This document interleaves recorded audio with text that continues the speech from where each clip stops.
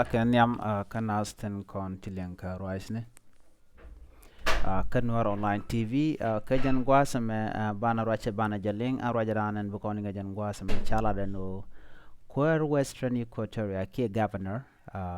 chala do baje kapchong ko cha kwal ke cha corruption cha jalat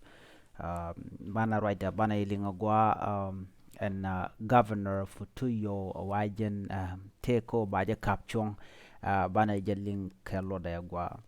mi jeram jidit kajen channel me de jitejen ojin kujenyo akanasen ko kien ko belara me bachub gwaneten kon gor kon ke de ko ten no kono de kon rainyalding tede nas de ka gera en me kel cha Kuäär ke governor dung Western Equatoria ramishal ke futuyo cha jalado baje kapchong kwarten kontre weka sa Sudan ki ministry bana ya chulin kel gore no jin bijin wa kana ko ken ke jin ba ko subscribe ko bladin kono ba non ke bi ka chwalingi agwa bana chure larman balinga jan gwasame shala de no cha governor dung Western Equatoria cha tede ke cha jagalo cha kwal no ke cha corruption cha jalat Alfred futuyo jaram la governor ka Western Equatoria shala de no chate de jekre kwangni alo sharo de no chika kwashka shala de no futuyo ke governor futuyo ka Western Equatoria ramkel ka kume SPLM aigo shala do sha chol ka gwas en la salary ni a within ke yote la kapke a lat kuma re which en keba ka Western Equatoria ko dera gwadi dera janyot ka shwala do tele yo te shajak ke yo te ben gaja lo jani shak na jaka shala de no kashu nat gwaitin en mo lo shu jana ga kare parliament kamandan en rainatin ko jani tele yo te shop kaja shura la mo shu to ka re gwasanan en dol natin mente minister tin ka kuyun tato chagwi jeno jen sharon ko ba wawon yam ka corruption and chanen ka je ki ka do badanan chagwi ka je cha kwa ka to cha yar alo de je kap ki de je yen ki der gwas danen che yo to cha latin der je nyot shala do shawar gane ba cha ka nyot tinyo do chi yo cha ga jagre wi de ka Western Equatoria kayo bani mu kare which la kwala tanya mekan kwar kan tanya de je kula ngajidi en go yo to chi go en tongami mekan kwar mekan tanya en ram la governor futuyo jen ka kwide chegu jeno jeni na me chi chong ke kan tele yuri chanong ka lat ken salary tin kafke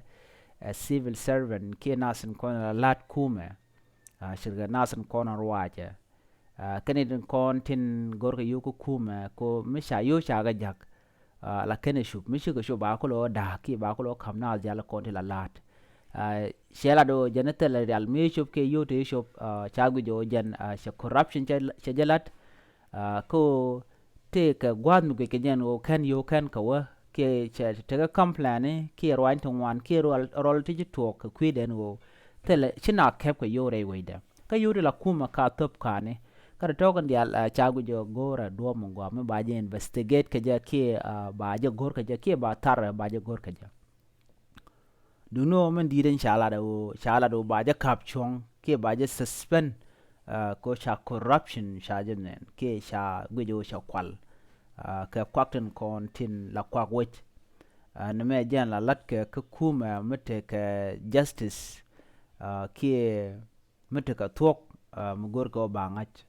la ne tungwan re kuma ka mete follow up no kwakten kon sha kam kwara mo ke governor ke ram mo ma sha tere mo ka duoro ma sha tije no yo shi ka woni ke sha goten kon tin chiko tan cha ka nyoko mu gwe ka la nyo de jen go ba yo to ba kwal kana san kon na ga yo ko kwar jen sha ko ne na ka jen Kuäär Western Equatoria and go shago jo jen sha corruption che lat ka kuje mo ba je suspend ke ba je kapchong chabia governor ka Western Equatoria ka corruption danan chalat ngode tenas ka gwede ko ba tar ba je gor gwa men war gan dialan kon nyodo ci yo shi ko wa men na dialan kon ten te kel ga jabo ba je guje no ci yo to shi ko ne ko en mi lat ke shebe bang be ko te ga mi shanen em shoda lat dong nasan kon tin tie ka je dong kan tukin kan ka moch ki jen dong de ko ro al ka je mo kan la de kan governor futu yo kan ga jaga ja chu gon kon ugaten a jen nan lat ken me go she corruption che je lat ki she mi sha jen che je lat na me je le dan de linga jen gwasame shuro du jaka kur mi bu corruption lat gore nyengwech ki public fund biga jaga ja chu gon ken yo dul gore yo share yo dul wal ki ene dwor ma do gwa ka kwi wejone chit ka karabe ki ten goren kon de lat ka wech piu kan dial tato la ja gore bu kwar ba ka gwi ke ba char ba ka kwi dien shi governor futu yo shetre ma den tama ko ba ja kapchong kam wa je lo kana kwal ke kana corruption kana jalat tel me bi je watch ba tere ladan te ten dungno chaji ye tor ko jen chaji ko jen chetere chaji moj ana me jen nan le dan yen nga jen wasme mi jiram jidit ka jen channel me gore no jen bi jen wax nas ko ken kono bu kon leer bu kon ka link ka tong ne nas goron jen bi subscribe jen gwa de kon chongten biata kamal bye bye